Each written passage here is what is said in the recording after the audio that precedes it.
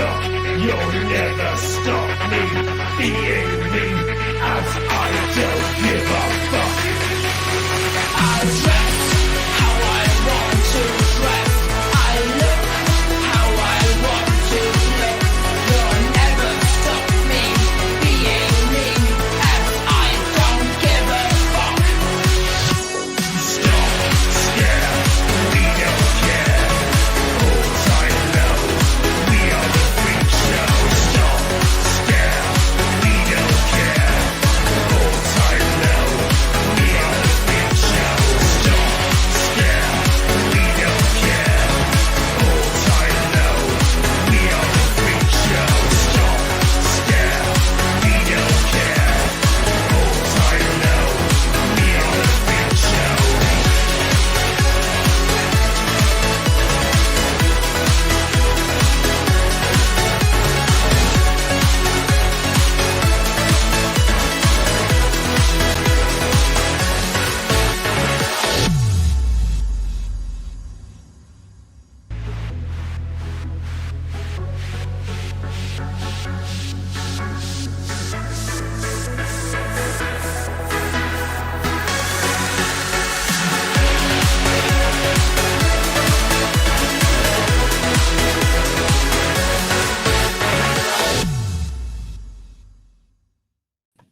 And good evening, we are live and welcome to the Freak Show. Hello everybody. Woohoo! Waving from me. Hey. Hey, hello. Jazz hands to the Those floor. hands. Can you see Exactly. mine? Can you see mine? No, we can't. They're a bit black. You've got your black gloves on and the black Yeah, with the light off. I have. Yeah. Definitely. So first of all, welcome everybody to this special Freak Show. It's Valentine's Day tomorrow, so I hope you've got something very special. If you are online, guys, and watching, please post who you are and where you're from. And also, what are you drinking? That is the big question of tonight. So first of all, Mechanized, how are you? I'm still surviving, but I'm still here. I lived, I died. I'm living again slowly and slowly. Slowly. Nice and gently. Nice and gently. So, Stig, how is it down in South Wales? Oh, South Wales is fantastic. Well, probably. I'm not there, so I wouldn't know. I'm in France. I'm in France today. No, I'm not. Where am I? What? Who It's knows? wherever I am, it's fine. Who knows where you are? Skelly, how are you, sir, up in Manchester? I'm very well, thank you. I'm not in France. You're not in France. Okay, then, guys. Well, Not all bad then. not all, well, Could thank be you. worse. Thank you for everybody for joining the show tonight. We have some special guests on. We didn't want to give too much away from the thumbnail. There was a sneaky peek at something to do with Sabrina. It's also possibly got something to do with maybe Hellboy, etc. What could all this mean? What could this mean? So without wasting any more time, guys, let me introduce our awesome guests. Tonight we have Lex and Anthony from WYRMWICK Creations. Hey! So first of all, welcome, guys. Welcome to the show. Well, where are you connecting from? So Anthony, over to you first, sir. I'm currently in Stroud. Stroud. Excellent. Yeah. Excellent. And Well, Lex, somebody has where are you? Where are you connecting from? I'm in Worcester. In sunny, yet another sunny Worcester person. Excellent. So first of all, guys, what is WYRMWICK Creations? We're basically a prop making company. We specialize in making armors, basically, out of polyurethane. We do a lot of fantasy armors as well as medieval armors. Oh my gosh. So first of all then, guys, just to give everybody just a quick sneak peek what this what the armor looks like. So if you want to go and check them out on their website, guys, it's www.wymwick, which is WYRMWICK.com. Absolutely stunning stuff. Totally blown away. Been a massive fan of yours online. And as I said, we were desperate to get you onto the show. So thank you very much for coming on, guys. If anybody online has got any questions, oh my God, it's going like a machine gun at the moment. So please post up your questions. So first of all, then, Anthony, over to you. How did you first start off in prop making? I sort of fell into it. Then I worked for a cup. I was an animator to start off with. Oh wow! What? Animator. Yeah, animation. Oh right. Oh, what was that? Was that on anything? Was that like college or university or? University. I did animation. I did a degree in Preston. Oh wow! So, and then I moved on to a bit of editing stuff, and then I fell into a job with a different company to making polyurethane armor like this. I did that for a few years. Then I worked for a couple of different companies doing the same thing until me and Dave Roper and Joe Cooper set up and WYRMWICK Creations ourselves, basically. Oh my God! Wow, absolutely awesome. So, how long has the company been running? I think it's about 7 years now. 7 years. Oh my God! So Lex, how did you meet the guys? It's all Anthony's fault. I've known Anthony for 18 years now. We do a lot of live action role play events, and when they moved up to doing WYRMWICK just up the road from me, my background's sort of like art, illustration, sculpting and stuff, so it all just kind of fits. And I also make and design costumes for theatre, so all sort of fits together. And I was at a loose end. It's all good. Wow, honestly, the armor is I've never seen anything like it, because we come from sort of if you've ever seen us on stage, we're post-apocalyptic armor. Our stuff's sort of quite very heavy, very rusty, cobbled together badly. First of all, so Anthony, how did you get into the sort of the armor side? Because it's a very specific look, isn't it? Well, like I said, I worked for a couple of different companies I did bits of film work or for various films over the years, and I met Joe Cooper and Dave Roper, and they're Dave's the person who made the Negroli stuff, and he's very, very talented. And he said, would you like to work with me? And I was like, yeah, that'd be great. Oh my God! Wow. So initially, when you first started, you first started off. Did you do LARP to start with? I've been a LARPer since I was about 15, which long time. Just for people out there, can you explain what LARP is? Because I've seen it, but I don't understand. I know you sort of hit each other with big foam weapons and shout out D7 or something like that, or am I completely wrong? Alex is probably better explaining it than me. I like to drink beer and fight. I quite like the idea of that. I think I'm definitely up for that. But, well, can I say the most awesome thing? Well, as we mentioned, you worked on Sabrina, and Anthony actually has the actual silent Sauerhagen on his lap. Show him. Or did he run off? He's in the room somewhere at the moment. Yeah. So he's now his familiar. They connected, and now he lives with him in Surrey. So just a quick question over to Lex first. And so, Lex, can you explain what LARP is? Yeah, it's kind of like the tabletop games, or when you play the like MMOs and stuff on the computer. You've got a character, you build up your skills with skill points, which you gather over events, and you put these points into your character depending on whether you want to be strong at fighting or more agile. And it means you don't have to be an agile fighter or a very good swords person or very strong, because you shout out your damage rather than actually smack them and hurt them for real. It's quite therapeutic, and we've missed it over the last year. There's quite a few of our friends that we've said, really miss you guys, miss hitting you, can't wait to hit you again. Exactly. Definitely. So, whereabouts is your studio? The workshop's in just down the road from Hanley Swan by Malvern Showgrounds. Oh my God! So yeah, we are literally based in Worcester. So you're, I don't know, 10 miles down the road, something like that. Yep. Yeah. Wow. Awesome, absolutely stunning. So, what was your first piece of work then, Anthony? What was the first thing you made? Oh, I thought you were going to just show us the cat. He'll be back in a second.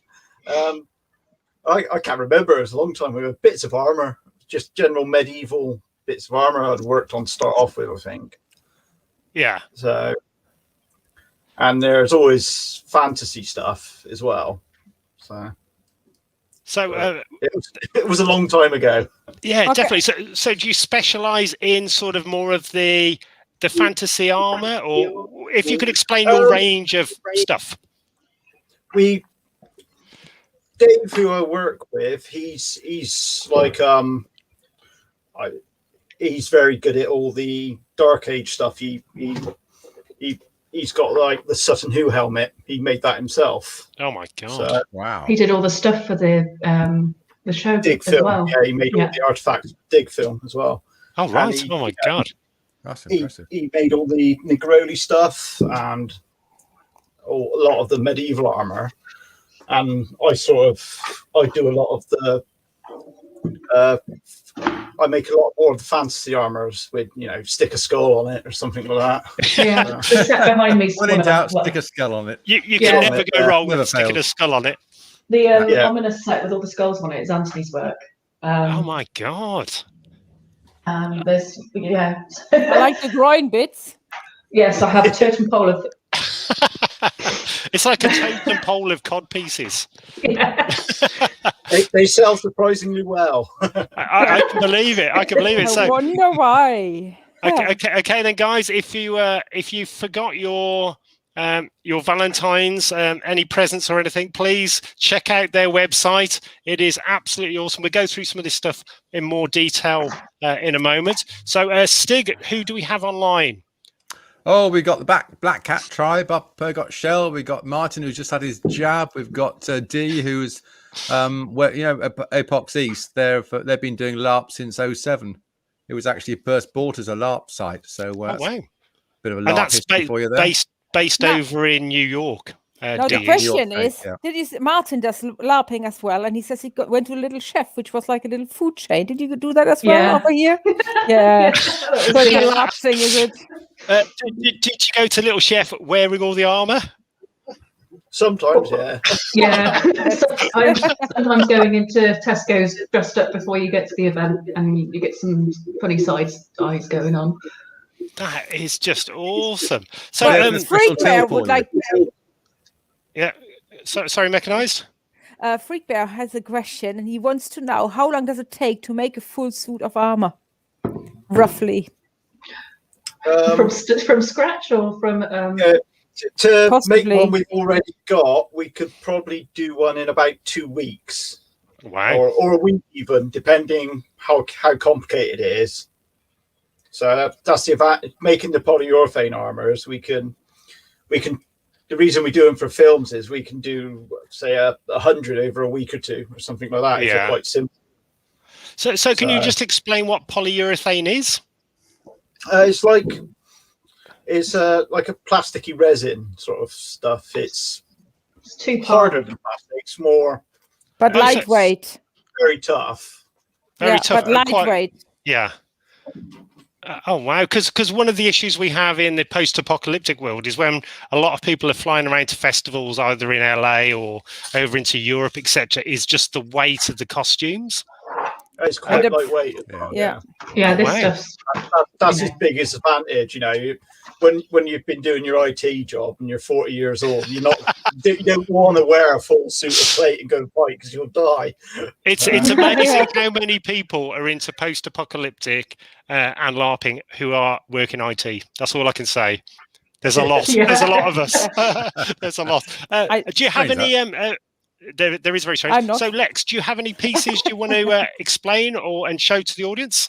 Well, there's different bits and pieces that I've got on with me. I thought we've got some stuff that we're working on. This is sort of like a work in progress, sort of riot gear, more Oh my gosh! futuristic, modern compared to the medieval stuff. I must admit, the medieval stuff in the background in the corner, the skull what looks stunning. That would go so well at a post-apocalyptic festival. That would be. You've got the leg pieces as well. Oh my So you've god! got those on your knee. And it's great because when we go LARPing, we're on our hands and knees crawling through crawl spaces and all sorts, and this stuff it just takes it. I mean, you know, it comes. Sounds the perfect stuff for me when I stage dive. Definitely, and also it looks super heavy. You know, it looks rusty. I know, it's amazing. This one's chainmail. We took Wow. Oh my god! But it's all plastic and it's about 3 to 5 mil thick. That's amazing. Really nice. And yeah, if you're going to wear a full suit of armor in the middle of the desert, you're going to sweat a lot. But if you've got little bits of it, Pieces, yeah, especially gauntlets and shoulder pads and chest plates. And... it's quite nice and airy. And you can stick little ice packs up in it and keep yourself cool. So what initially would you so over to you, Anthony? So on your bigger pieces behind you, sir. So what kind of stuff would you wear underneath? So if you could explain how you'd put the stuff on and what you'd wear underneath? Because it's made of polyurethane. This is my LARP suit I made myself for myself. Wow! And I just wear it's like a long tunic underneath, and that's all I wear under it. Basically, because it's all just quite some comfortable. cloth, yeah. How does it all attach to to other pieces? Is it Velcro or? No, it's all strapped together with leather straps. Oh wow! Basically, all laces up together. I mean, you do a lot of LARPing, you said, but obviously a lot of your pieces went into movies. So Doug he said, where did we see you work on television or movies? Yeah, and first of all, what was your first one, and how did you first get involved with movies? That's probably a good starting point. One of the first companies I worked for, I think the first one I did was Robin Hood. It was a Robin Hood film. Oh wow! Okay, yeah. I've forgotten the actor's name. Was it a TV one or was it a film one? No, it was a big film one. I just can't remember what his name was. Oh, oops. Not that there Kevin Costner bloke. No. It was Russell Crowe. That's the budget. Yes, That's the one. Oh my god! You win, Pat. Then we did. There was, I think, Wrath of the Titans, something else of the Titans, and I love that film. Something else. We did the Eagle as well. We've done lots of bits. I worked on one of the Marvel films. One of the 4 films, I think it was. Oh my god! Well, a big shout out! Excellent! A big shout out to Mark Sexton, who's just finished the storyboarding for the new Thor film, and they're filming it now over in Australia, I believe. So I've been I talk to him very often, and I keep trying and prize information out of him, but he doesn't give anything away. I keep sort of saying, what colour's Galactus's suit in this film, and he's no answer. We're not allowed to say anything. Blimey. For a guy who loves to talk, Ryan gives nothing away at all. No. It's a real shame. Real shame.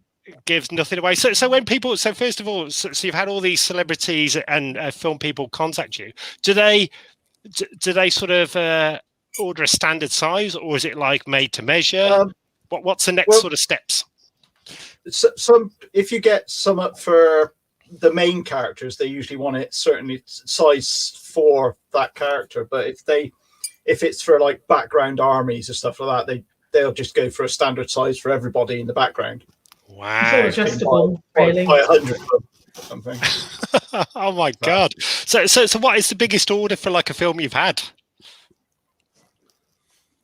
With Wyrmwick, I think when we did a Spanish one called Conquistadors, and they ordered quite a lot of stuff for that. That was a couple of 100 pieces, I think. Oh my god! Oh my god! The Golden Roman stuff as well. I just remember that being all across the workshop and it all being packed up like a caterpillar. So with you the work, for the Witcher. I've worked on The Witcher, yes, but not right. with Wyrmwick. I worked with a different company on The Witcher. yeah. Okay. Are you the go-to guy in the UK for Armour? Not really. No, we do bits and bobs, but there's other people they go to, and sometimes they come to us after. Yeah, I think after this podcast and after this show tonight, you will be. We'll make sure we do a worldwide campaign to get you out there and shared with everybody we know in the film industry. So Lex, first of all, Lex, how did you meet these guys, and what is your role when you are working with them? Well, like I said, I met Anthony donkey's years ago on a LARP, but then when I found out that the workshop was just up the road, I went and visited, and then I didn't have any work, and they said, well, come and give us a hand, and I was just general dog's bodying, and then started sculpting stuff, and it just all kind of just fell together. It must be the most awesome workshop ever. It's got loads of machines that make lots of noises. I totally haven't covered one of them in googly eyes and stick-on flowers. That's all, yeah. That's all. Massive riveting things, which are really nice and fun, stompy and chompy. We've got the showroom, which is just a massive armory. Oh my God. And lots of machines that my other half says I'm not allowed to touch, but I do. So what kind of tunes are on the radio while you're all at work? That's a bone of contention. Depends who gets in first. Dave likes Radio 2, which I can't stand. Right, yeah. I listen to audio books when I'm working. That's very wise, very wise. I'll have all sorts of music on in the background, a bit of Rammstein, a bit of Muse, anything, audiobooks, because we've all got our headphones with sound cancellation. It's noisy. So who else is involved in the company, and what roles do they do? So we've heard of this mystical beast called Dave. Dave. And Jo, who she does a lot of the painting, and she does all the computer stuff, basically. Just sorts out the wages in taxes and all that sort of thing, and does a lot of the painting. But everybody sort of chips in on everything, so we can all do a bit of everything, so that if someone's getting behind, someone else can jump in and do that. Got you. So just a quick question on your own suit of armor over in the back behind you, the black and gold. How on earth do you paint that?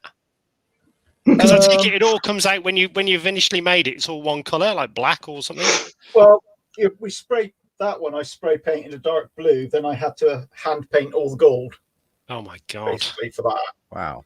So for that one, it was sprayed black, and I had to mask off all the black and spray all the silver, and it takes a couple of days sometimes. God, that is absolutely stunning. Stig, do we have any more questions coming up?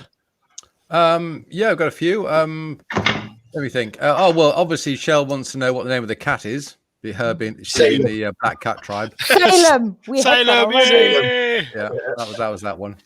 I've got a quick question to both of you.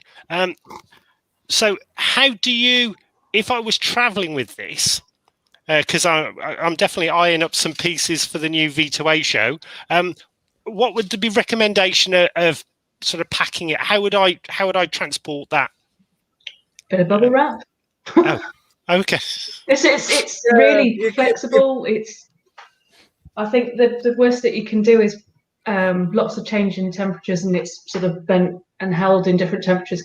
But you can heat it and reshape it again. It's like a thermosetting plastic. So it wouldn't break. It's this is as I say, with that's I can bend it.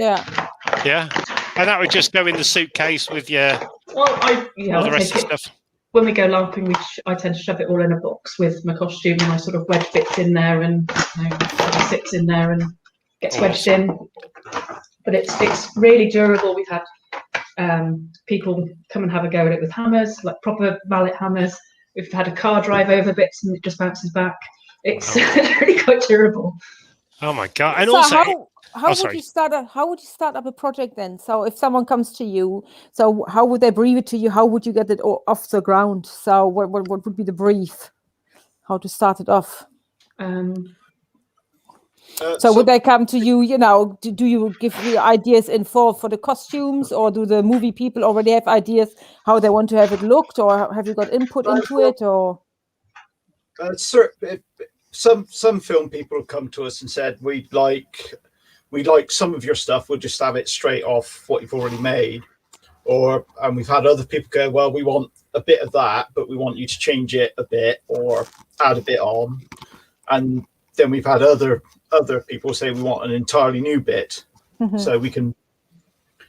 So it varies from person to designer really. Sometimes we get a sheet with a picture on and measurements and everything, and we have to make that for them.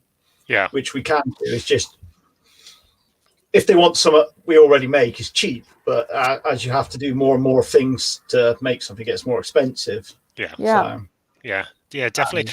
So when you were contacted with the Sabrina team, what were they initially looking for?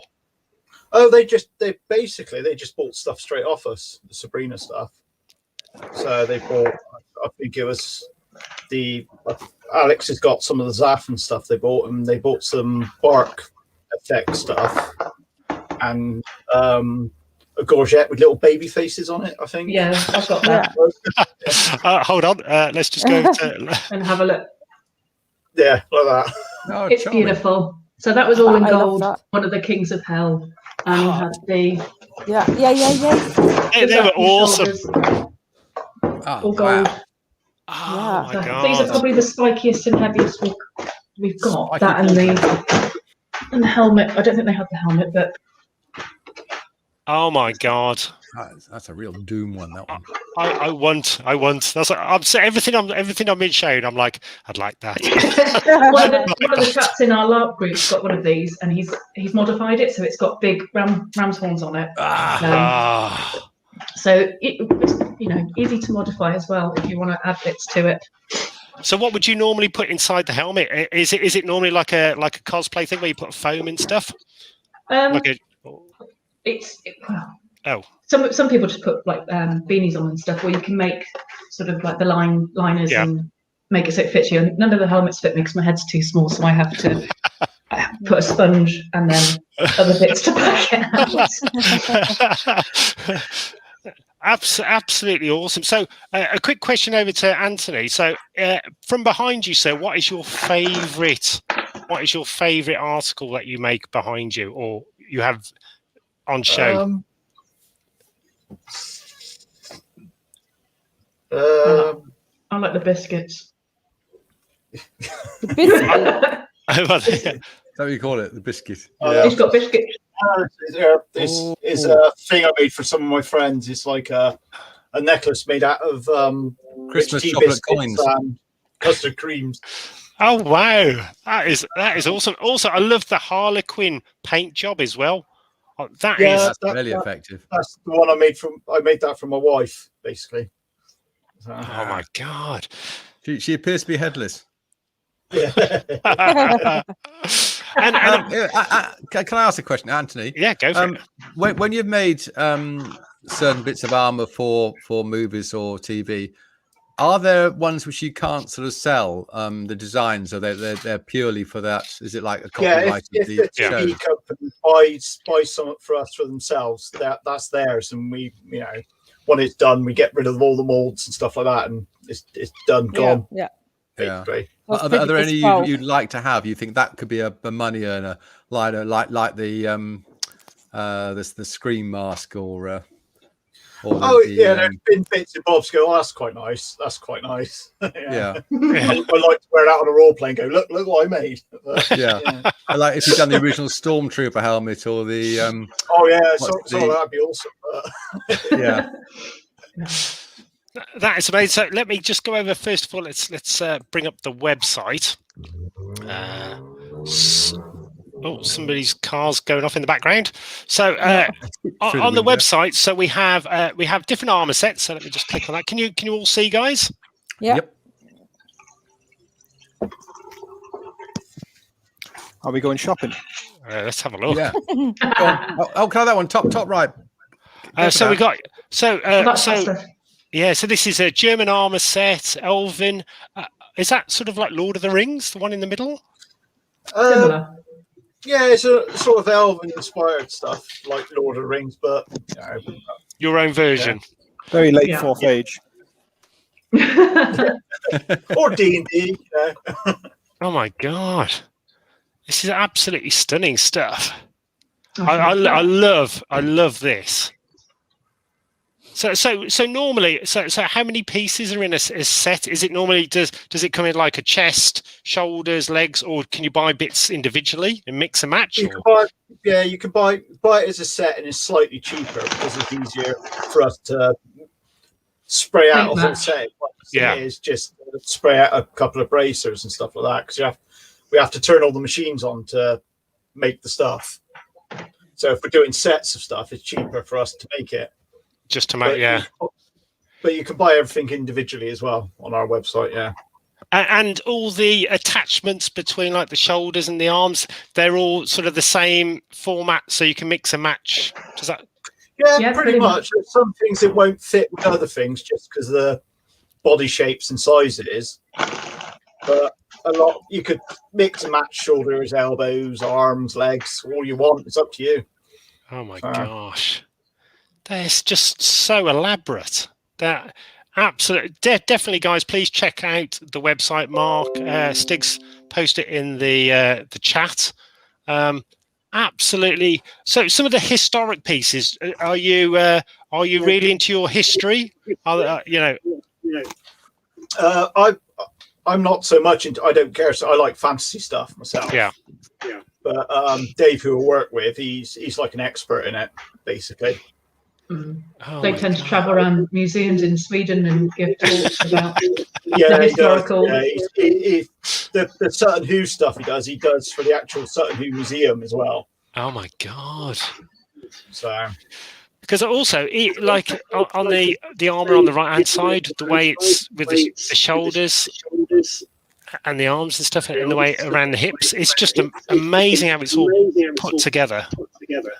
Oh yeah, but when it comes to how armors are made and stuff, Dave's very meticulous about stuff. I'm sort of like, oh, it's fantasy, whack a thing on it, or it'd be awesome if it looks like this. He's like, no. Yeah, I've been shouted down about booby breastplates. That is just awesome. Oh wow, I love that as well. The spider effect. Yeah, that is just crazy. Dagdival asked, what would be your dream commission? I'd love to work on one of the Star Wars or Lord of the Rings things or anything like that. That'd be awesome. But it's unlikely because they've got their own companies that do the same thing. Yeah. Yeah. So, I think never say never. Yeah, a company that would come to us and say, I want you to design something high fantasy and whatever, it would be amazing. Yeah, definitely. Who is this guy on the right? Is this Dave? No. We've got on our website, we got some stuff made by other people, like the Zaffin stuff's made by a guy called Barry who likes his wasteland stuff and things like that. And he made the Zaffin stuff. He likes his futuristic stuff. So we sell some of his stuff. That is we buy some armor in from India. It's pre-packaged and we sell it for them basically. Oh my god! Some of it. So you would you then, is it off the shelf or would you make to measure? So if people would come to you, so could they order? That one's basically put in a box and sell it on. Yeah, no, but of your own stuff, so if people would come to you. No, our own stuff is made. It's off. They're all one size. They're all certain sizes because we have to make the molds for them. So when we make them, they're made in a certain size. But if you order, they're adjustable. Yeah. So the straps on the sides, or however they're connected at the sides, you can have it so it's tighter or looser, and you can have the straps made longer if. The the bark set you showed now is the one that Sabrina people bought. That is That one. awesome. So that was that Beelzebub and the other? Yeah. The two? It was one of the kings, yeah. Wow. So I just think they had it in silver. absolutely, the paint job. Look, coming from like cosplay and stuff, the paint job is just crazy good. Oh my god, it is.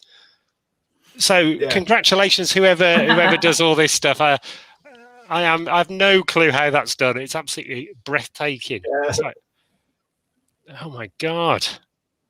And just so elaborate. Honestly, this is. I just like a suit of armor stood by the front door. Do you have a? Yeah, I got my. I work there. I can go. Oh, I want to play this character when I like role play next. So I make that armor. Where did the idea of the wood armor, the wood elf or wood armor come from? I like playing like regular characters and druid characters and stuff like that, or elves and things. And I was like, I would like some wood armor, and I came across strips of bark stuff. So I brought this. Basically, I brought lots of strips of bark to work and nailed them to a chest plate and some shoulders and stuff. And molded it all the secrets now. So that is. But seriously, I've never seen anything like that. It's just absolutely amazing stuff. Absolutely beautifully done. The helmets are just crazy. Look at that. Is that That's this one. That's he's a good friend of ours called Barry, who he doesn't work for us, but he makes stuff and we sell it for him. Oh wow. And even the way it looks like it's all riveted together and just absolutely breathtaking. Oh my gosh. I think Lex has actually got that particular helmet if you want to zoom in on her. Oh, hold on. Let me just. There we go. Blimey. Wow. That is just crazy. Oh. Hey up. Oh, not Not the glasses. There we go. Too big. Oh, that's fantastic. Wow. Oh my gosh. That's amazing. And because it's LARP, in LARP, do they actually hit each other with foam weapons? Yeah. Yeah. Some systems are rougher than others, basically. We're quite nice. There's a lot of fighting, and some there's not some fighting. We played a festival in Poland. Was it Skelly? Which one was that?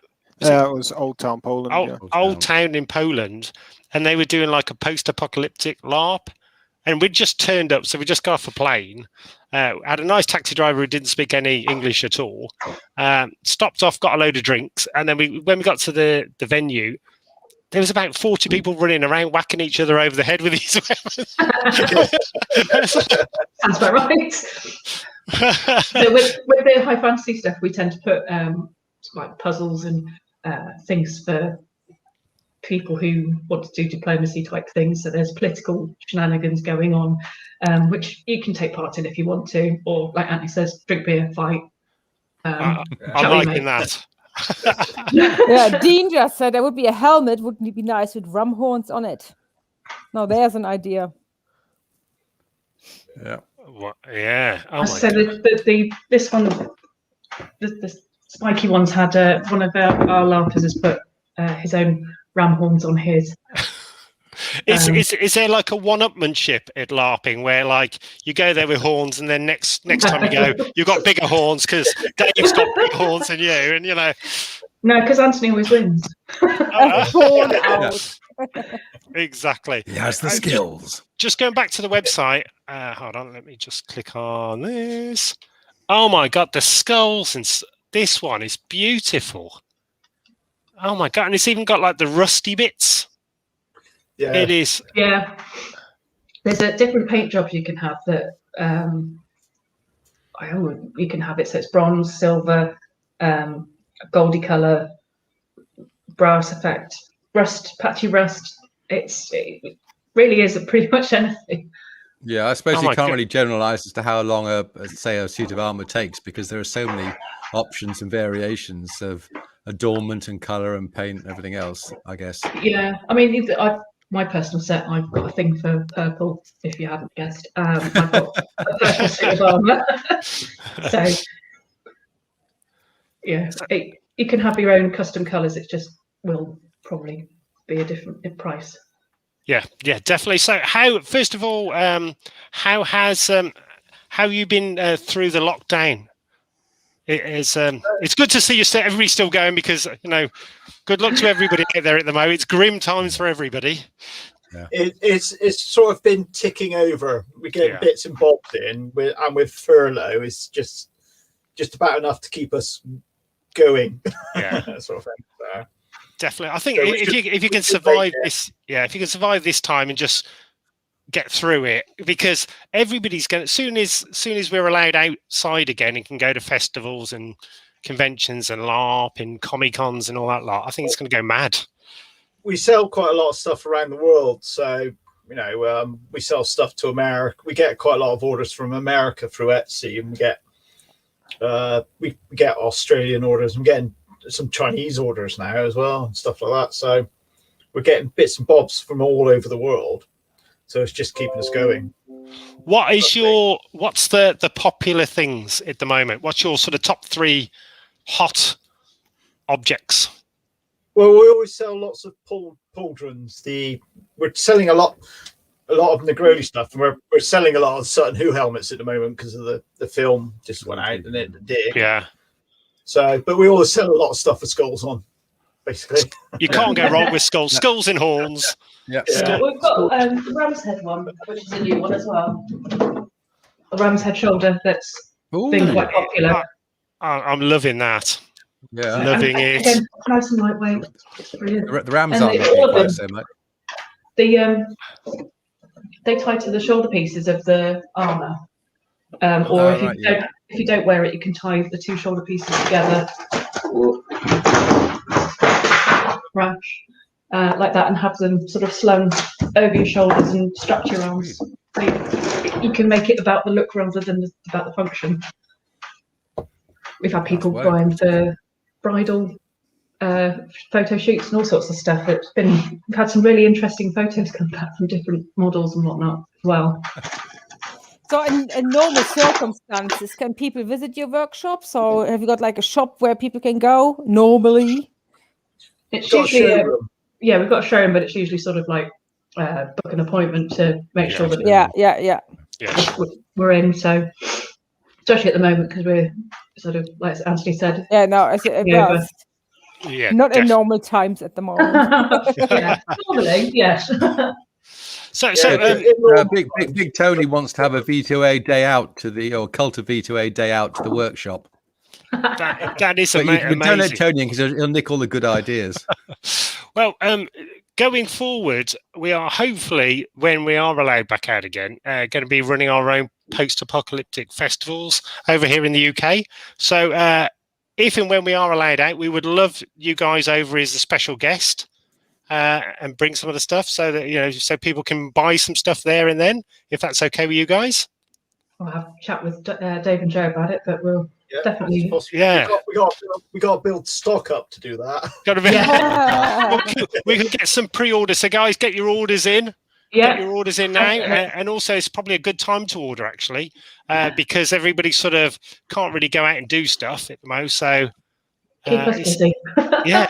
Ideal time to get your stuff in. So a quick question. So starting off with Anthony, what is your favourite TV or film at the moment? What would you recommend to people? Oh God, I don't know. I'm watching. What? I watch any old rubbish on TV. I think I'm watching Gilmore Girls at the moment, Swedish Dicks, and Ash versus Evil Dead. So wow. Just a quick one on Ash versus Evil Dead, possibly one of the best real life documentaries ever made. Also our friend Dana, who is in Furiosa, was in Fury Road, etc. She was the main stunt lady in Ash versus Evil Dead, and there's one episode with the loads of little kids, and that's her children are in it. So I think they're about 4 or 5. So how cool is that? That is just an amazing show. So Lex, over to you. So what is cool? What are you watching at the moment? I can't remember. Whatever's on Netflix at the moment. I've been binging Sabrina, and we've been watching. Oh, what was it called? Good Girls. I That's watched what Galaxy I've Quest been- the other day. I like watching the different competitions, like the blown away, glass blowing, and that kind of stuff. I haven't got anything else in the list that I can think of. The Dark was good. Yeah, definitely. Yeah, but I've recently been playing Valheim, so I've not really lived outside of that or here. What is Valheim? Oh, it's like it's a computer game where you're in the Viking afterlife trying to prove your worth, and it's kind of like a survival game. We build your own villages and whatever. Wow. I really thought I wouldn't like it, but You're addicted. Yeah. Awesome. So Mechanized, over to you. What is your recommendations? Well, I finished off with The Good Girls at the moment, which, loved it. So, but it's I don't know, it's not everybody's taste possibly, but I enjoyed it. But I'm on tablets and I'm laying in bed, so possibly that's the reason that I liked it. I don't know. And then I've watched Crime Scene, which is now a note to myself: do not book a room in the Cecil Hotel in LA. So, Jesus me, I'm just saying that. Well, I will not go anywhere near it in the near future. But yeah, maybe have a watch of that. Pretty croomy. Okay, hold on. Let me go over to Skelly. Recommendations, sir? Is it just have to be telly? Because I've got Or a few film, different anything, whatever you're occupying you. well, telly. I've been watching the animated Castlevania. That's quite good. I'm going to jump to graphic novels. I've been raving about Stormbringer, Volume 2 of the Elric graphic novel. There's the very famous Michael Moorcock fantasy story. That was really good. Brutal. I've just finished Volume 2. And computer games, I've been playing a lot of Sunless Sea, which is dark and grim. No, never heard of that. What's that sort of about? It's like PC or it's kind of PC, futuristic, almost steampunk. Yeah, it's set in underworld London, so there's an underworld sea. There's no sunlight, and you have to command a ship. You have to buy yourself a ship, then you have to sail around, and there's all sorts of weird things living in the seas, and you have to go to different ports and trade, and there's different story cards at each port, so you have to make different decisions, and weird stuff happens, and you got a sanity meter, and as that ticks down, as you're left in the dark, you gradually go mad, and if you run out of food, you eat your crew. oh my god, It's mad stuff. It's a cheerful game. Cheerful game. It's quite uplifting in a lot of ways. Oh my god. Oh dear. So Stig, what have you been up to, or what have you been watching? Oh, I've been working my way through all the series of Taskmaster at the moment. Good. My youngest pointed me at it. I think Greg Davis is the funniest thing since teaching has ever started. Absolutely bloody hilarious. Also, if you've got Netflix and you're into skateboarding, check out the Source skate park video. It's a brilliant video about how they converted an underground swimming pool, Victorian swimming pool, into the largest indoor skate park in Europe. Wow. Very interesting. wow. Source, Source. And it's about two brothers basically who are into BMX, built up a shop not far from where I am, which is Hastings, and then converted this old Victorian swimming pool where my mum used to swim years ago. Oh my god! Wow. And But from very me, my recommendation is, first of all, only the best program on the TV, Sabrina. If you've watched all, is it three seasons? Four. Four, Yeah. because the next one's going to be a comic, isn't it? I think they're going to do season 5 as a comic. Oh. The Witch Comic or a Wars cartoon? something like that. No, comic. So if you have seen it, watch it again because it's that good, and I absolutely love it. Also, The Expanse. Does anybody else love The Expanse? Yeah. I haven't watched it yet. Wow. Season 5, episode 10. Blew my I've mind. not got that far yet. Haven't you? Oh my god! I won't say anything about the song and dance routine. Yeah. but seriously, that is amazing. So, quick question, starting back to Anthony on Sabrina. Who is your favourite character? Salem. Do you prefer the new Salem, or do you prefer the old one that I talked? like the old Salem. He had more lines, didn't he? Have you ever done Armour for a pet? Yes. The horse. Not really. We made armor for a small stuffed squirrel. But What? Yeah. made armor for a squirrel, little breastplate and everything like that. But that was just for fun. But Hey, How did you get is to it- stand Have made still? horse armor. yeah. we make horse armor, but only bits of it. So Oh wow. How do you get Oh, the squirrel to stand still for a fitting? I'm really Right, intrigued now. he was already standing still. yeah, right. Very, very, very still. Very well, yeah. He was Has that, stunned. has that I picture hear the been on grey the ones that- internet? Because I think I've seen that picture. Is that- We Upside made it down in a years- glass. years ago. So. Yeah. So going back to the horse armor. So do you do for the films as well? So you've got the armor for the knights, etc. You actually make armor for the horses? We've made the front, the chevrons, and we got the neck pieces and some of the tail pieces we've done for. That's mainly been for small jousting companies. I think that was for. Oh my god.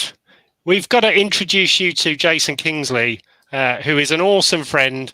So hi Jason, who the owner of Rebellion, Judge Dredd Comic, Rebellion Software, got his own film studio where we've got next week we've got Oliver, who is the director of Schools Out Forever, and I'll show that in a moment. It's one of their own films that they've just made, and Jason's pastime hobby is jousting. What a nutter. An awesome guy, but what a nutter. So Lex, over to you. So on Sabrina, what's your favorite character? I think Aunt Zelda. I just think she's quite sassy and they're just like, I don't know, they're both quite good in their own way. Both the aunts. Aren't they good though? Isn't the acting and the just everything about it? They're spot on with the characters, aren't they? Yeah, I mean, I grew up with the one on Nickelodeon, so it was a massive jump for me. Didn't even know it was a comic book series originally, and I thought, oh, they did really well with Auntie and both the aunties, and then realised actually it's all because of the comics. So they've obviously brought the characters across really well from all of it, and it's just fab having familiar actors doing them. That just brilliant. Definitely, absolutely blown away. So Mechanized, over to you, Sabrina. Well, I have Also to online, say, guys, if you want to post yours. all the cast, really how they were put together, I just think everything really worked well together as an overall. But I can't decide. So I'm in between Ambrose. Ambrose is really a great, I think, fantastic. Yeah. Hilda Yeah. Spellman and Prudence as well. He just has this, evilness. They all were just amazing all together. Just enjoyed all that. But them three are my favorites. So Skelly, have you watched the show?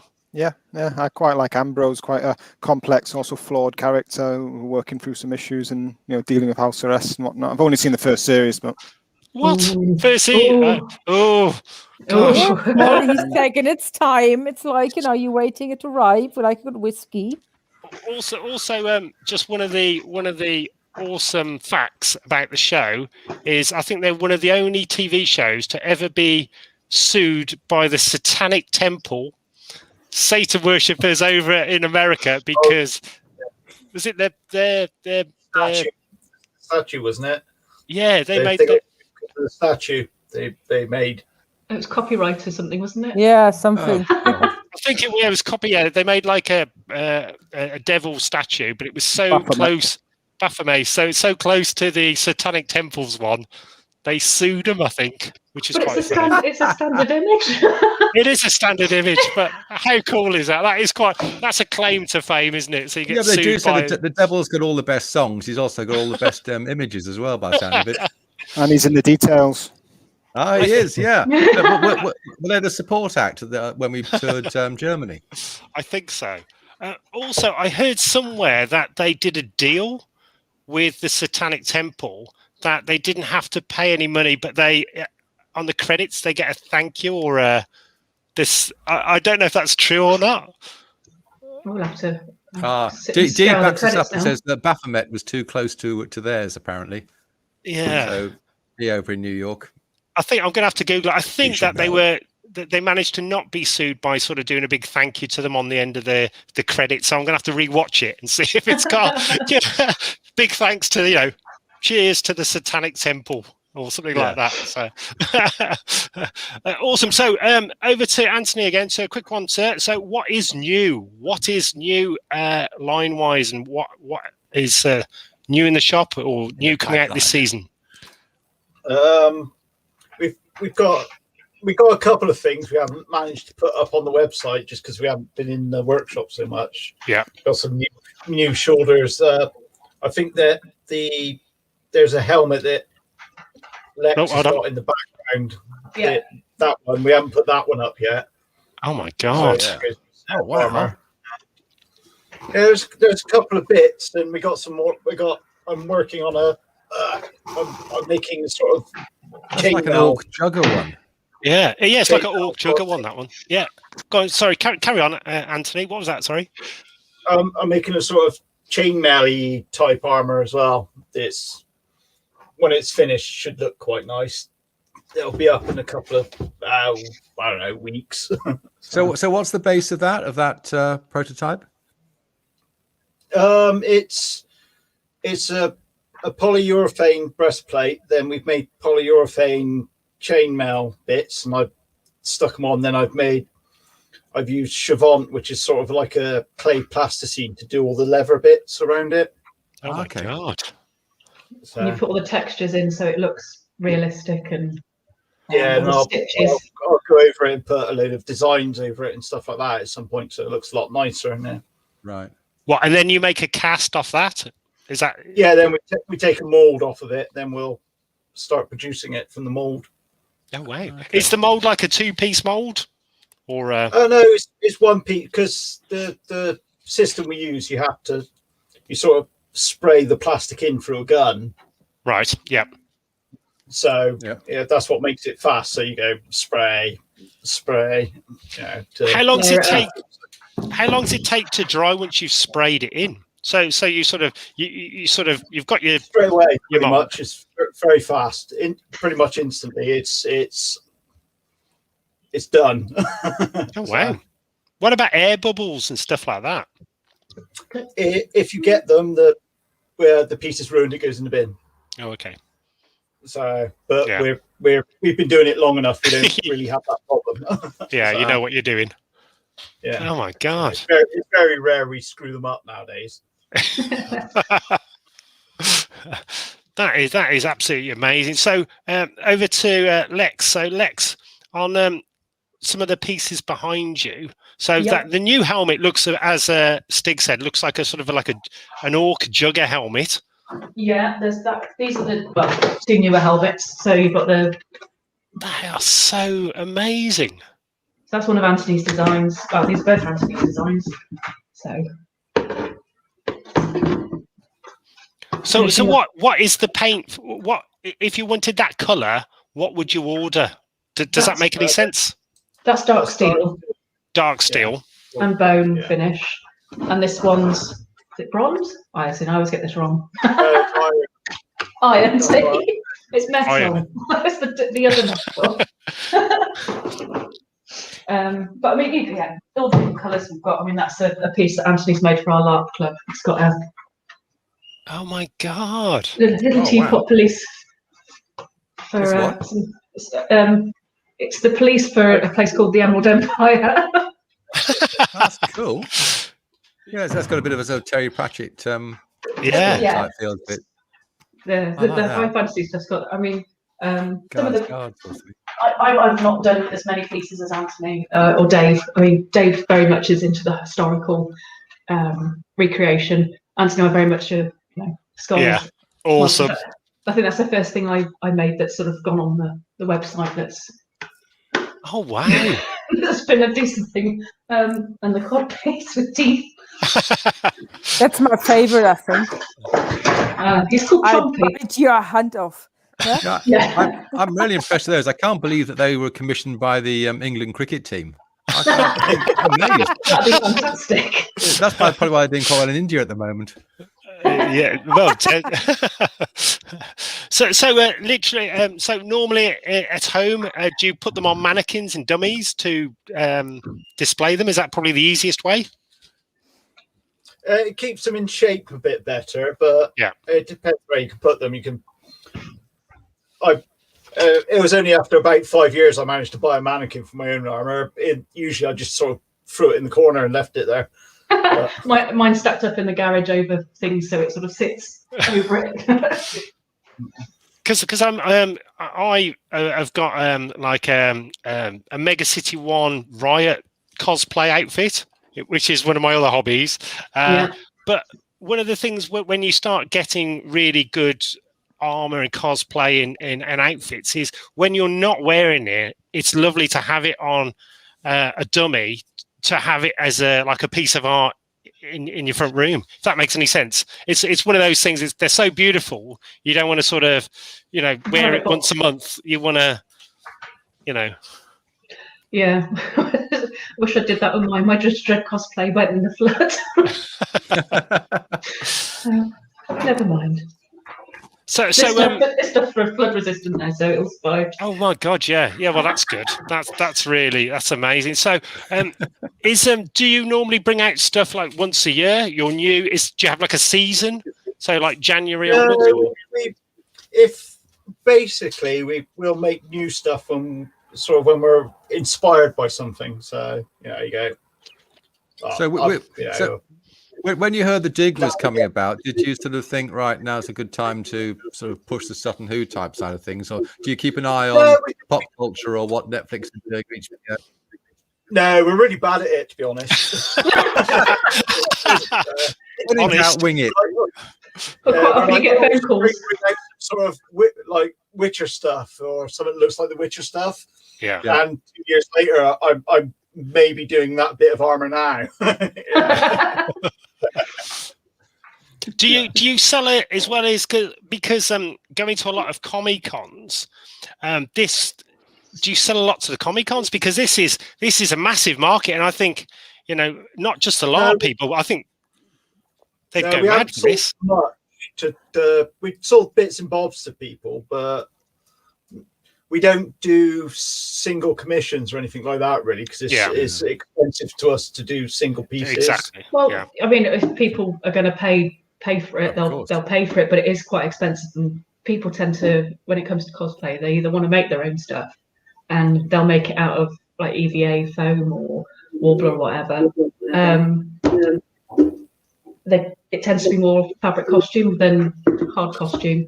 Yeah, definitely. But I think there is that whole market now. Whereas, going back a few years, people would, as you said, sort of knock stuff out of foam or whatever.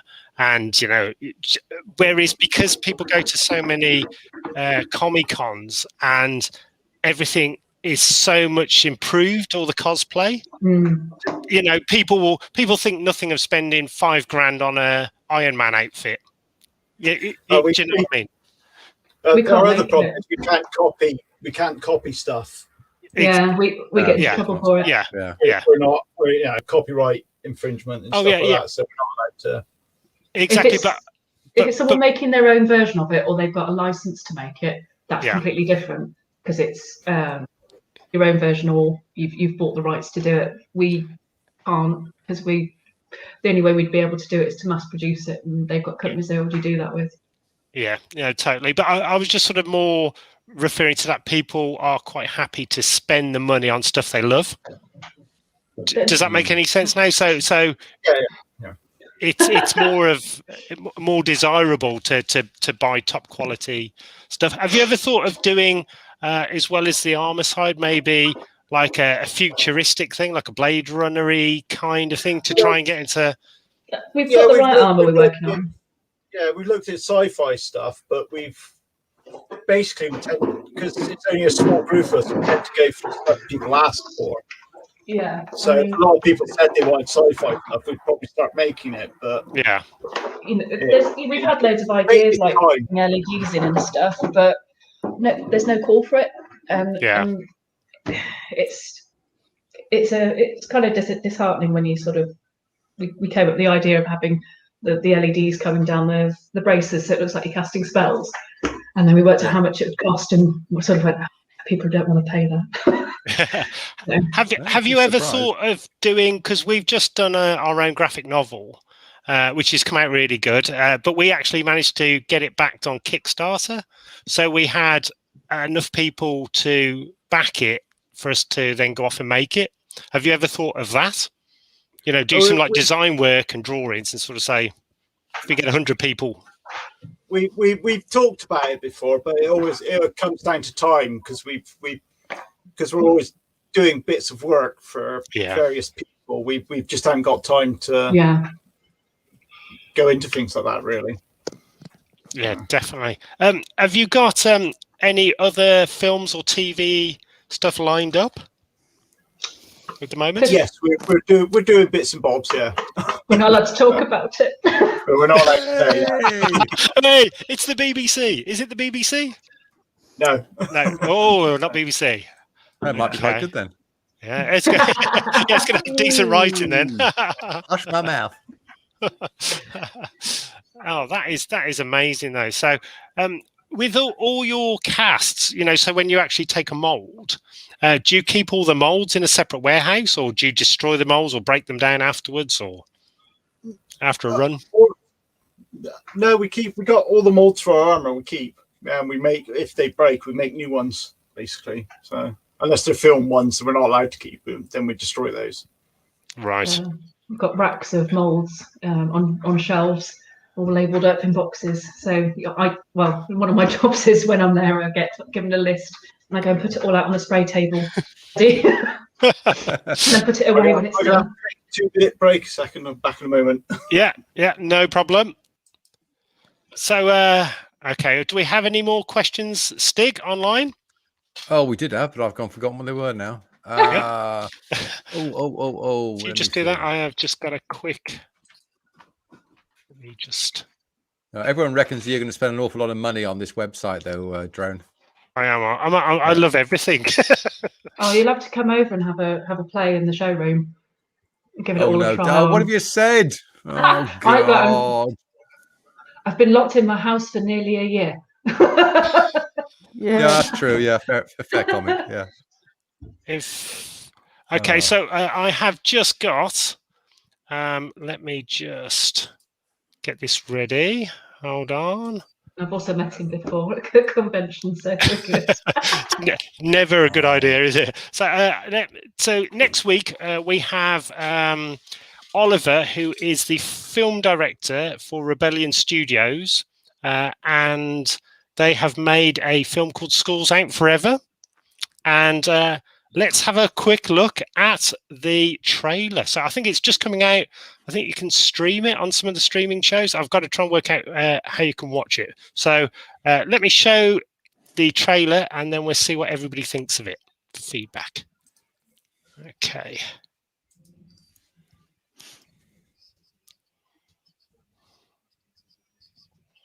There's no sound. Shall we just dub the audio in? Yep. Bum, Brum, brum, screech, screech. Oh, look, there's Mr. Bean. Oh, no, must buy decent bin bags. False economy, isn't it? Yeah. No. Oh.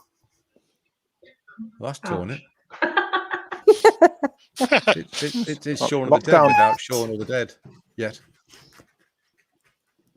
It looks like the school from the last Simon Pegg film. Oh, she's got a gun. Boom. Oh, that's going to hurt. Oh, yeah, take that. Oh, that's a vicious looking lock there, isn't it? So, zombies. Yeah, straight to the booze. Good man. Oh, it's from that film. Could have bought a bit more gaffer tape than that, surely. No, you haven't been to your science lessons, you dat twat. Hey! Get out of the school. Is that Ofsted at the gate? Don't waste the vodka on Molotov. No, we're going into special measures. Where's year 6? I'm going for him. Oh, I think the sound design's fantastic. You tell him. Awesome. Which one's So, Alice? guys, next week we've got Yep, love interest. next week we've got Oliver, who is the director of the film on. So that was made by Rebellion Films, who own 2000 AD, etc. Opinions, guys. So first of all, Lex, what did you reckon? It looked a bit like, I don't know, Grange Hill meets Shaun of the Dead. Yeah, because Simon Pegg did a film not so long ago about a school. I can't remember what it's called. I got a terrible I memory. watched that. Yeah, it was really good. There was a toxic waste under the school. This was like zombies attacking a school. It looks interesting. I'd watch it. That's got a bit of an if in there as well. It's only a couple of beers film. It's good. That Malcolm McDowell film. It was like a fight. Oh, that was film. yeah. Not like Kentucky Fried Zombie. That's a 20 beer film. Oh, Definitely not seen that one. So Anthony, what did you think? Is that your kind of film, sir? Oh yeah, I was thinking, if it's out, we'll probably watch that next week or something if we could. It does look good. I love the quote of "I'll wear your skin as a onesie." That any time you've got that in a film, gets my vote. Skelly, what did you think, sir? Look good, bit quiet, but look good. Oh, you couldn't really hear it?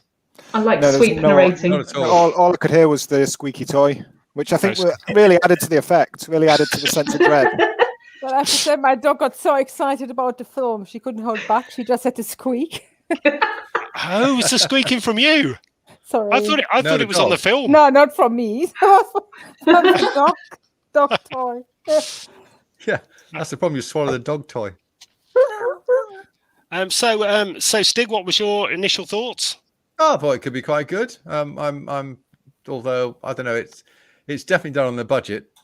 So it's giving me that real sort of tightrope about being sort of crap and being okay, and I'm not quite sure which side it's going to go on yet. Don't judge him by the bin bags. Just said cheap bin bags. Yeah, that's true. I'll have a word with Oliver about that. I think it's nice now though with so many different streaming channels that you can make more sort of low budget stuff, but with better stories, more interesting stories in all this big bang Marvel, £500 million special effects CGI thing. So I think there's a place for all of it. But as you say, I think the avenues have opened up far more for the independent filmmaker.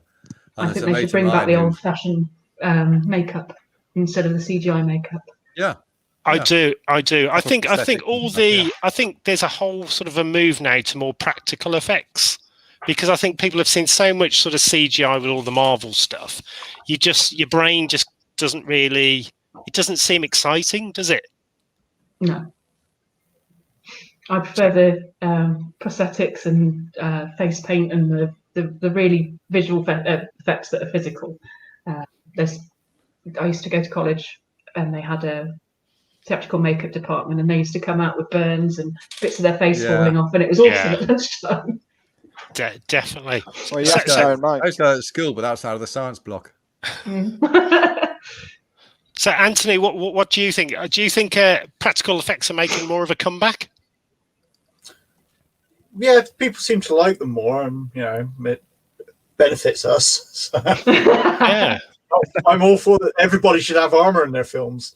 Yeah. Any film, armor. Armor is the codpiece totem pole in the corner every film. Exactly. But I think one of my favourite films is Mad Max Fury Road, and I think the reason why that was so mind-blowingly awesome is it was practical effects. They literally had mad stuntmen gaffer taped onto poles driving around in the desert and stuff like that. So and I think that sort of that brings the energy in the filmmaking. So again, with your armor and sort of more interaction and real acting. We've got like a softer plastic we use for stunt armor. Stunt armor. Oh right, like this one's a breastplate, but it's it's made of a really soft plastic. Yeah. You can throw yourself around in that. We've had stuntmen buy it off us because it's a lot more flexible and softer. So if they roll or jump off something, it doesn't stab them. Exactly. So normally when you're doing a film, do they sort of say it? You know, we need 10 pieces of normal armor in sort of 3 stuntman proof? It always depends on the film people and what if they know what we got. But yeah, sometimes they'll go, we want one in the like tougher plastic, and we want 5 for the guy who's playing him when he does stuff. Yeah, in the soft stuff. So, do you ever have to build the armor a bit bigger for the stuntmen armor just so they can get all their padding and everything else underneath? No, I think when we've done stunt armor for people, it's always been about the same size, really. Oh, wow. Yeah. It's quite durable. I can't remember having to make anything different ever. No. So. Yeah. Do you ever have to make attachments for your armor to fit cameras on? You know, when sometimes they have the first person. No, I think we've never done that. They usually have it on a harness that sort of sits on them and angles the camera, like the harmonica thing, but with a camera. Got you. Did you ever go on set? Are you ever invited on set? I've not been on set, but the people I've worked with have. We've been invited on set, and I've just taken a day off, and they've gone on set. But so, there's a lot of traveling. Yeah, Dave and Barry have said that they've been on set with famous people, measuring people up for suits, and you know everyone's been sort of like, "Ooh," and they're like, "It's just another person." You know, measuring up. They're really not sort of phased by it at all. Whereas most people would be like, "Oh, it's so and so," and "Oh, it's so and so," and they're just like, "Oh, yeah, another person." Yeah, inside leg measurement, lovely. We usually work through a designer or thing like that, so we don't really have much to do with the actual sets or projects. Where like someone tells the designer comes to us for stuff. Got you. Yeah. So it's usually the designer mentioned in credits and stuff because it's costumes by. Yeah, we don't really get in the credits or anything on films because we're not on set. So. Right. So, what is the best way for any budding film people out there or TV show? What is the best way to contact you guys for some custom work? Via the email them through the website. Just email us through the website. We don't tend to do much custom work unless it's a proper film job. Sure. Just. But if anybody wants to contact you film wise or TV show wise, through the website is the best. Yeah, they just phone us and ask us, or because now lockdown and all that sort of things happen, we do a lot of Zoom meetings now with people, which seems to work out better because you could chat to someone a lot easier on it. So you go, I'll make this. We go, well, you can, but you have to do this, and they go, okay, we'll do that. Yeah. Just make sure Salem doesn't take it over. Yeah. do they on the Zoom calls? Do they ever get you to try stuff on? They sort of, I like that, but what does it look like on? Oh yeah, we could do all that sort of thing. We've got a piece in the showroom. We'll bring it out and show them, and it's good fun because we've got there's some bits and pieces to hand, and I'm guessing with the Zoom stuff, you can go, well, we haven't got anything like that, but we've got we've got this, and we could do maybe that bit off and do it that way, and or put different flaps on for different things. Yeah. Have you ever had any of your stuff sort of on mannequins in sort of museum kind of things, as museum pieces? Because they're that screen accurate, they're that historically accurate on some of them. I think this. I'm not sure. Dave's done stuff for museums. Right. Yeah. But I can't be entirely sure myself what he's done for them. But the Sun Who helmet we got, I think, is one of the most accurate ones made now. That is stunning. But all the original ones hand tapped out of metal in different shape. Dave made the original one, and we got a mold off it, and he makes a lot of the buckles and bits and jewelry for the Sutton Hoo people, and he's amazing at it, and I think a lot of people come to him. So I wouldn't be surprised if there's stuff they've asked him to make. Yeah. Oh my God. So who's into? Do you make actually weapons as well? Because we've seen a lot of armor. No, we don't make weapons. That's a whole different thing, basically. Yeah, we're not well. I was going to say, when it comes to sort of LARP and working in the raw material, it's not LARP safe. It would really hurt. Yeah. Does that ever happen when you're LARPing around, when you say, "Oh, I like that you're wearing," and they sort of tell you who the maker is of the stuff you're wearing? Does that ever happen? When you compliment each other on their armor before you're going to whack them over the head with a foam axe? No, not really. It usually happens in the build-up. Oh, right. You turn up, you drink your beer, then you go and do your quest, don't you? Yeah. Oh, it sounds brilliant. We're going to have to give it a go, actually. We'll have to have a V2A day out and have a go at LARPing. Yeah, as soon as we're allowed back on all the various sites, well, I'll give you a shout. Definitely. We'd love to have a go. I'm not sure how well we'd do. Mechanised, what would you go as? It could be a shield maiden, warrior, a gangster, a medieval gangster kind of do this. Oh, with like daggers and being sneaky. Yeah. So Lex, what's your main character when you go LARPing? Do you have a special one that you normally use, or do you sort of roll dice beforehand and make it up? I've got too many. Okay. So I run the club that we're part of. I try to have one of each kind of class so that I can try it and see what's enjoyable and what's not enjoyable. But I think my favourite is Druid. Lots of fun, sort of calling on nature spirits to go and smash that person over there, or get the roots to entangle them so they can't run away. So you make them and smash them over the head with a big mallet. So, do you use a particular sort of set of LARP rules, like I don't know, Warhammer rules? But we've got our own rules. I'm sure they get but are they based on something? And then it's a really old set. It's based off the old AD&D rules. It was sort of butchered from that, and then it's been tweaked over the years. I mean, our club's been going for nearly 30 years now. With various people in charge. Wow. Yeah, but we're really tiny. It started off as a young person's club to sort of get young people interested in LARP, and then they grew up and they wanted to stay because they knew the world, and we've sort of grown the world to fit them. Oh, brilliant. And had massive world events where, bits of the world's sort of broken off and fallen into a new plane of existence, and so we've got all sorts of new bits and pieces to investigate. Fantastic. A quick question on that. What happens if your character gets killed? Do you have to have another set of armor and then you have to run off and get changed, or? Well, we've got healing in our in the games because it's high fantasy. So you've got people that can do magical healing, and you've got potions that, if you're on the brink of death, will bring you back. And you get 4 chances to be resurrected, because it's like the way we play it is, your spirit's sort of left your body, and as it's going, it gets called back. Yeah. And it can choose not to come back if it doesn't want to, if people don't want to play that character again. Yeah, fuck that shit. I'm already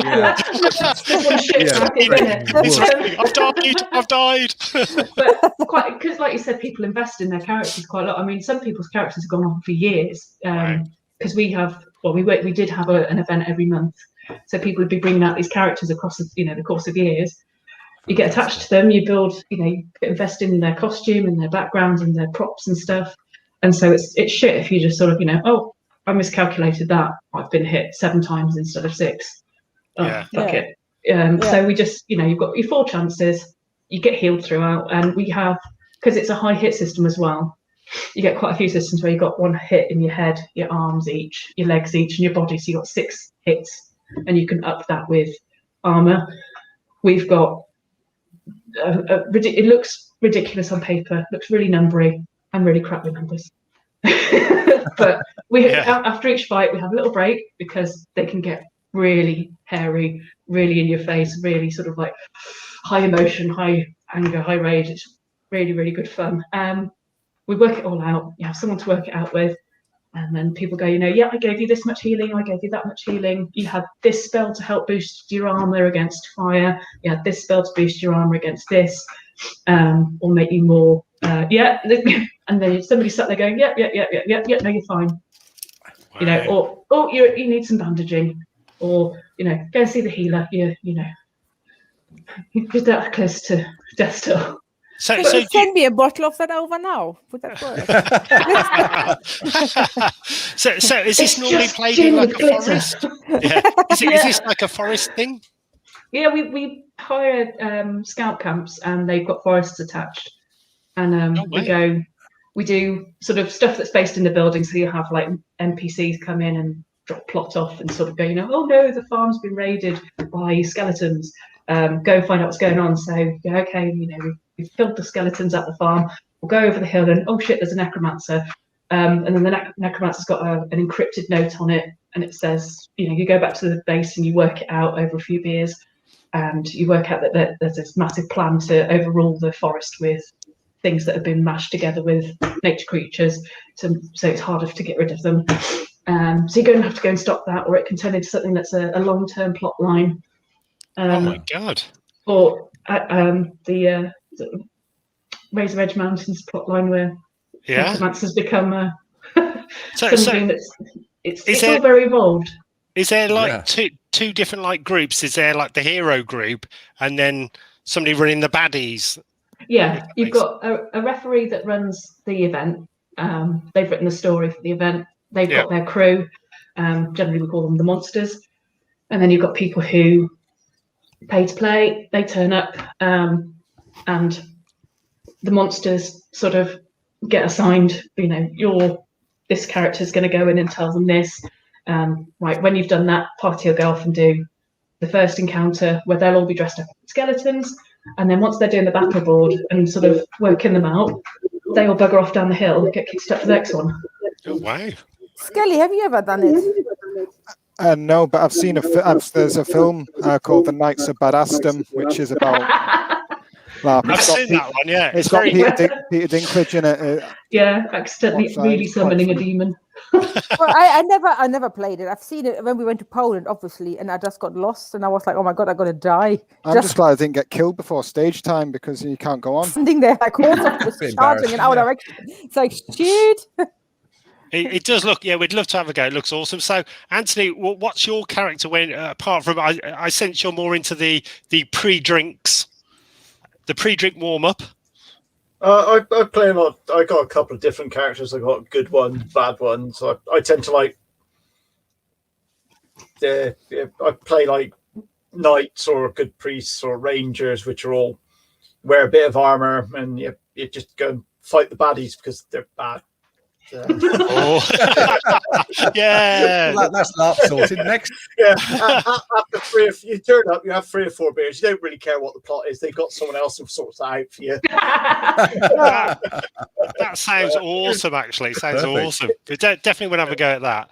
I've got used to have a friend who used to do the War of the Roses or the Sealed Knot stuff, and again, he said theirs was great fun because they'd all go and have a few beers beforehand, and then they're just to these massive, charges and stuff. That's scary though, because they've got proper metal weapons. They've got proper metal weapons, yeah. I've seen I would team up with reenactments. them then. Yeah, Oh, that's my team. So getting smacked in the face with a proper sword is Yeah, that's why I'm their side. That's my team then, so I can't get smacked in the face by it. you lot first. So, Anthony, a quick question to you, sir. So, what piece of armor have you? Would you always love to make but not made yet? What's your dream thing that you think? Wow, I really want to have a go at something like this. It changes quite a lot, but I'd like to make some. I like the sort of D&D Ranger type armors, which are like leather and metal. Yeah. Type things. So I'd like to make some. That's what I'm trying to make, the chainmail one. At some point, I'll get enough time to do that sort of thing. Hopefully, yeah. Oh, wow. Sort of half sort of rogue fighter sort of type stuff. Yeah. So, Would you have a helmet with that? nah, I don't like helmets. You can't drink the beer with a helmet. Have you ever done like a medieval, drink holder, can holder, or anything like that? I got a beer horn tube or I something. made. I've got a big beer tube I made myself, so it looks like a big Armour beer tube. So I put all my cans of beer in. Well, Scott just say in America they don't not allowed to drink, so he's moving over to the UK to play LARP here instead. Oh, that's terrible. We have breakfast beer. My God. Wow. So what are Yeah, the big LARP events in the UK? Because as I said, we're totally new to this. We've not. Oh God. We don't know any of this. What would you certainly recommend? not big. Well, what would you recommend? There's was it the Profound Decision ones are quite good. I've played They've a got couple thousands of people. Yeah, they have they're masses of big. people. They're low hit systems, but they're fun to play. It's just like a big event. You all go on as a group, sort of thing. Yeah, I've played a couple of those, and was it Lorien Trust ones before I played those? Yeah, I did Maelstrom and PD did Maelstrom. And they've moved on. They're doing Empire now. They've sort of erased the world and started a new world. Elon Musk on Mars. Yeah, let's just get to under the world. Don't like it anymore. Finish. There's Hero Quest, they're another system like us. They're high hit system. Yeah. What's this high hit, low hit system? What does that mean? I said you get your skill points and you put them in various things to make you stronger or whatever. So one of your things you can do is you can buy life points to make you last longer in a fight. So if you're playing, say, like a warrior, it's cheaper for you to buy life and armor skills because you're being trained in that as your character off screen. And then when you're back, you've spent your points from the last event, you're stronger, or you can be hit more times, or your armor, you can wear your armor better and roll with the blows a bit better, so you're taking less blows. Whereas if you're like a mage, it's really expensive to buy life, but your spells are really cheap and you can blow the snot out of somebody at 20 feet. So you've got different types of people who want to play different types of things. That's why I like the druid, because it's a mix of both. Is it normally like a one-dayer, or is it like a weekend thing? We do a whole weekend. Yeah. Friday night to Sunday, yeah. What, sort of like camping and barbecues and all that kind of stuff, is it? Is that the kind of feel? We tend to hire the scout buildings and sort of we dress them up like sets so that they're a bit more fitting. Wow. So my garage is full of all the kit, and it's got so much kit in my garage, it's ridiculous. Sort of props and all sorts of weirdness in there. But the amount of times you get workmen come in, go into the garage and go, oh shit. Okay. Massive pole arms in the corner. I'm like, yeah, it's okay, they're not real. I'm like, okay. There was a very interesting story. Mechanized, do you want to tell them the story about the prop you were given in, was it Junktown on stage? Oh, during the live show, yeah, they handed me this, I don't know, this weapon, and I'm like, have it, like something like that, and I'm like, yay, and wibbling it over the people, and I was like, Jesus, this is heavy. So I then stood it next to me, and then I realized it was actually a proper weapon. It was like a chainsaw, so I could have pointed the crowd, the front row. It's like, Jesus me. And then it was given to me at the end. After the show, he came backstage and said, I want to give you this as present. And I was like, well, I can't take it on the plane, obviously, for obvious reasons. But he posted it to us, so it's in storage. Wow. Yeah, so the apocalypse comes, I'm weaponed, I'm ready. It's like made out of a saw blade kind of thing. Yeah. It's just, I think I've seen a photo of that. It's like a 6 foot bit of wood with a massive spiky, proper sharp. And he brought this we were playing this like the fun with post-apocalyptic festivals is half the stuff's real, especially if you play America. Yeah. And I got a German merch guy building the bloody stuff for you. That's the ultimate weapon, though. The saw. Baseball bat and a saw. Skelly, would you like to explain to Lex and Anthony our merchandise guy built? Yeah, he got very excited. I think he went off to God knows Walmart or somewhere, maybe the hardware shop. He rocked up with a hockey stick and a saw and some cable ties and proceeded to make the ultimate weapon. Imagine the would work Grim in Reaper having Apocalypse. shit like that.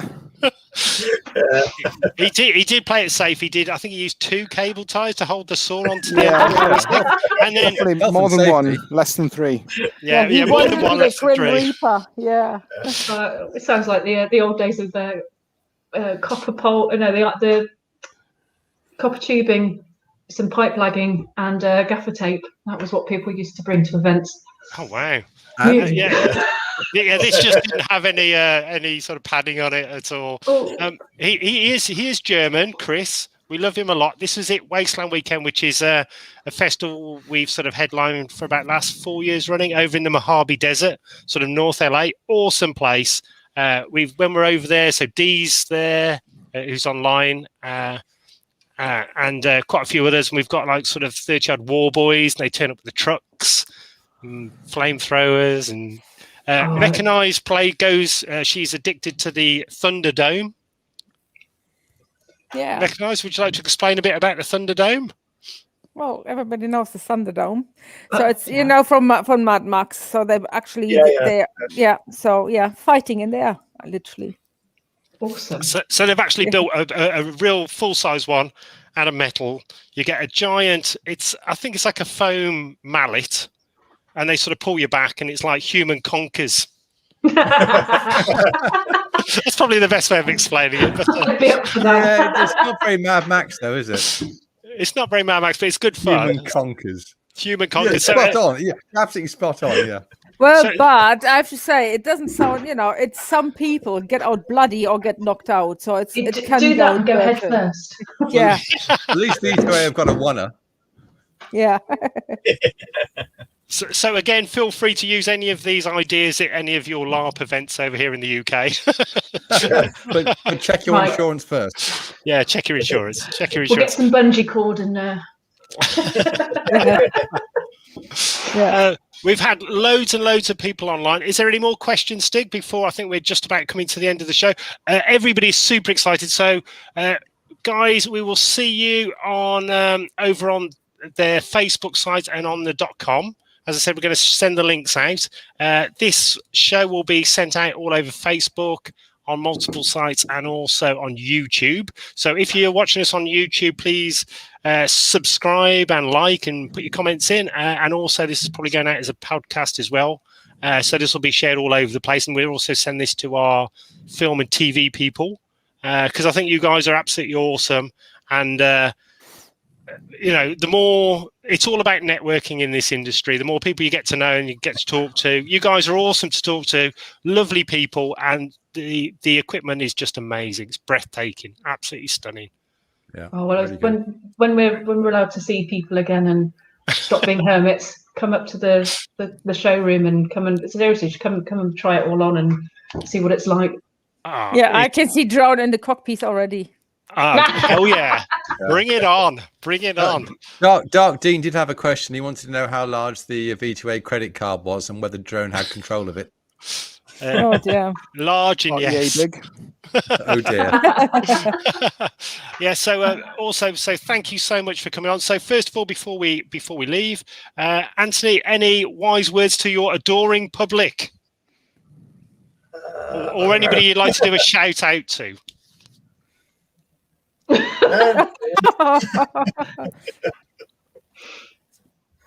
No, you lost me there. You don't want to say, well, thanks, Dave, and everybody else at the shop. Thanks, Dave. Honestly, a man of few words. He loves you all. He loves you all. Salem is out the room, so he didn't give me the words. Shout out to office dog Freya. She's amazing.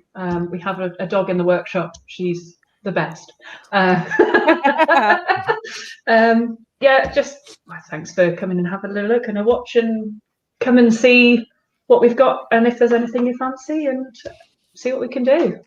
Oh, and thank you so much, guys, for coming on. It's been absolutely amazing.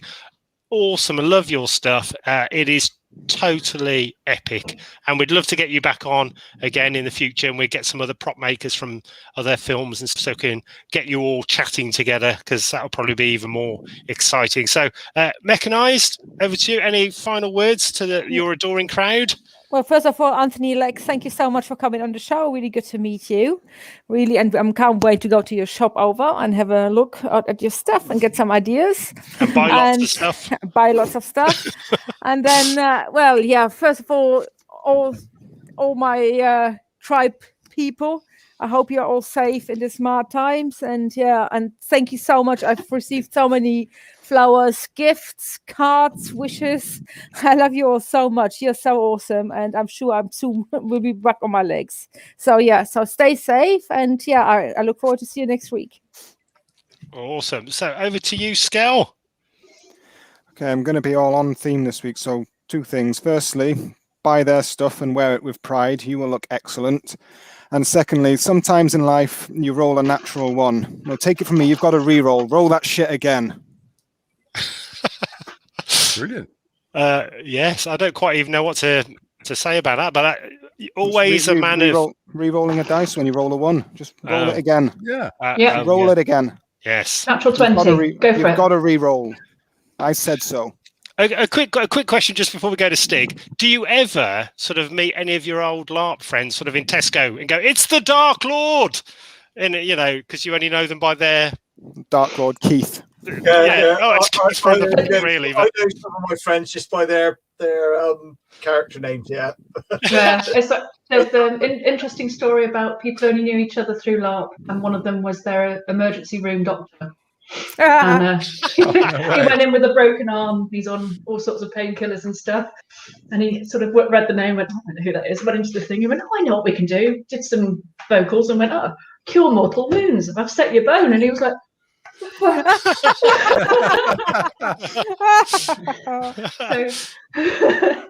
there's a lot of people from a lot of walks of life, so you do sort of bump into them in very strange places.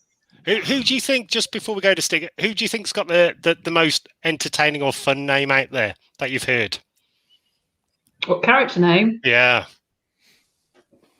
Is there one that you think, you shouldn't call yourself, or is it one that there's always witty people out there, aren't they, with crazy names? Or there's a chap in our LARP group that can turn anything into something smutty.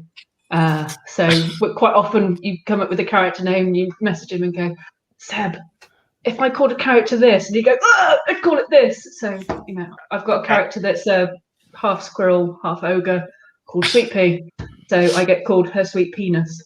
Hold on. half ogre, half squirrel. A squoger. That's an Anthony creation. That's a brilliant one. Wow. How come that is not a Marvel character? Because it was on British Terabithia, wasn't it? Yeah. Was it? Oh, right. Yeah. Ah. So a quick question though. So Anthony, what's your character's name?